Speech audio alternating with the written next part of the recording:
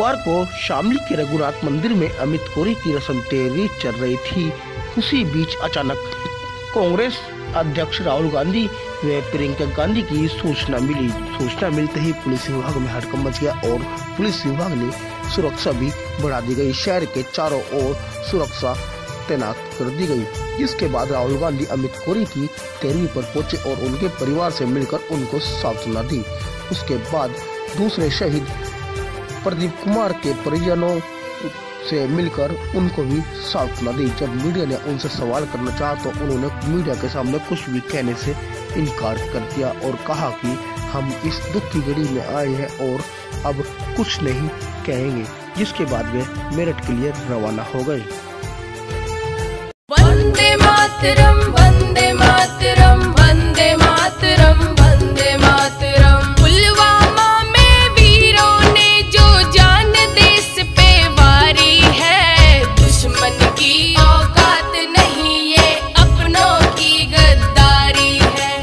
दुश्मन की औकात नहीं ये अपनों की गद्दारी है। दुश्मन घर में बैठे हैं, तुम कोसते रहो पड़ोसी को।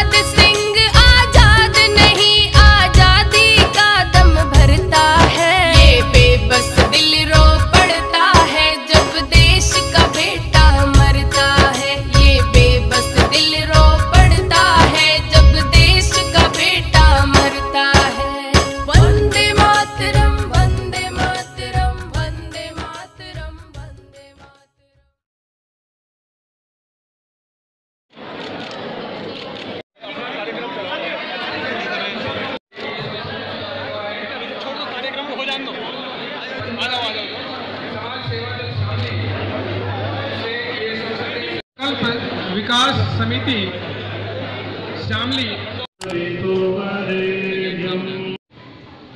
ओम शांति अंतरिक्षं शांति पृथ्वी शांतिराप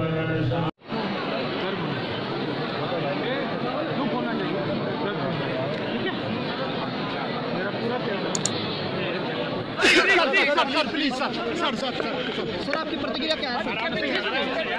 सर आतंकी हमले हो रहे हैं, सेना के जवान शहीद हो रहे हैं लगातार, आप क्या कहेंगे? यहाँ हम दुख में आए हैं तो मैं आज आपसे बात नहीं करूँगा। धन्यवाद। सर क्या शहीद के घर जाओगे? प्रदीप शहीद, सर क्या प्रदीप शहीद के घर जाएंगे?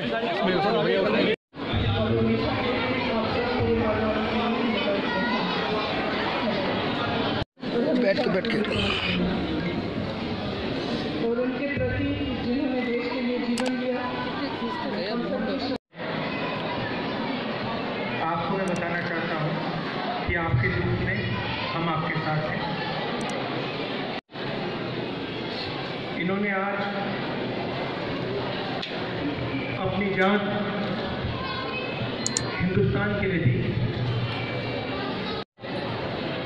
कि हमें दुख भी है मगर हमें गर्व भी है। तो मैं भी यहाँ कहना चाहता हूँ कि हमें दुख है और हमें गर्व है कि हिंदुस्तान कोई भी शक्ति नहीं है जो इस देश को बांट पाए, डरा पाए, पीछे हटा पाए। ये देश वीरों का देश है और उन्होंने एग्जाम्पल बनकर इस देश को दिखाया है। तो हम पूरे दिल से आपको, आपके परिवार को, आपके वीर बेटे को और आपको देश की ओर से धन्यवाद करते हैं। आप सब यहाँ आए, दुख का समय है तो मैं ज़्यादा नहीं बोलना चाहता हूँ। मैं आप सबको ये कहना चाहता हूँ कि एक देश है, ये सबका देश है और ये प्यार और भाईचारे का देश है। ये हिंदुस्तान का मैसेज है। बहुत बहुत धन्यवाद।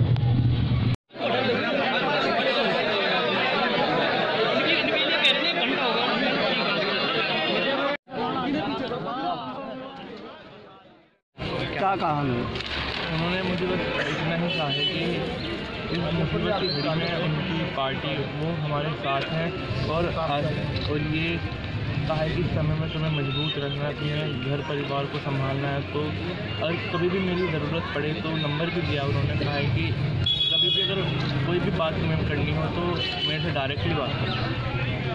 तो मैंने बस यही कहा है कि इस घड़ी में हमेशा रहना, और ये भी कहा है कि अगर तुम्हें कभी ये करने के बाद जॉब की ज़रूरत पड़े तो उसके लिए भी मैं तुम्हारी मदद करूँ।